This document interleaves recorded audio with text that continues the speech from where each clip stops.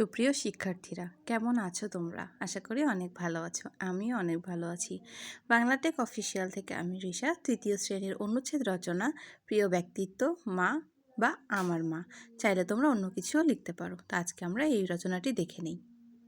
আমার মা। পৃথিবীতে সবচেয়ে মধুর ডাক হচ্ছে মা। মা আমাদের সবচেয়ে আপনজন। আমার কাছেও আমার মা সবচেয়ে প্রিয়। মাকে ছাড়া আমি একটি দিনের কথাও ভাবতে পারি না। মা আমাকে অনেক স্নেহ করেন, সব সময় আমাকে নিয়ে ভাবেন।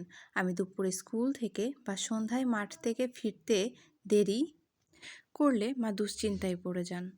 আমাকে না খাইয়ে মা কখনো খান না। আমার অসুখ হলে সবসময় আমার যত্ন করেন, রাত জেগে আমার পাশে বসে থাকেন। মা আমার শ্রেষ্ঠ বন্ধু। আমি মায়ের কাছে কোনো কিছুই গোপন করি না। মা আমাকে কখনোই বকেন না, তবে ভালো পথে চলার জন্য সবসময় পরামর্শ দেন। মা আমার সেরা শিক্ষক। আমার পড়া তৈরিতে পরামর্শ দেন। মা আমার সেরা শিক্ষক। আমার পড়া তৈরিতে তিনি সাহায্য করেন। কঠিন বিষয়গুলো মা খুব সহজেই বুঝিয়ে দেন। আমি মাকে কষ্ট দিই না। বাড়ির ছোটোখাটো কাজে আমি মাকে সাহায্য করি। সবসময় মায়ের কথা মতো চলতে চেষ্টা করি। আমাদের সবারই উচিত সবসময় বাবা মায়ের কথা মতো চলা। ভিডিও যদি ভালো লেগে থাকে অবশ্যই আমার চ্যানেলটিকে সাবস্ক্রাইব করে আমার পাশে থাকবেন এবং অন্যান্য পড়াও আশা করি আমি খুব জলদি পোস্ট করব। সো সেই পর্যন্ত আমার সঙ্গেই থাকবেন। ধন্যবাদ।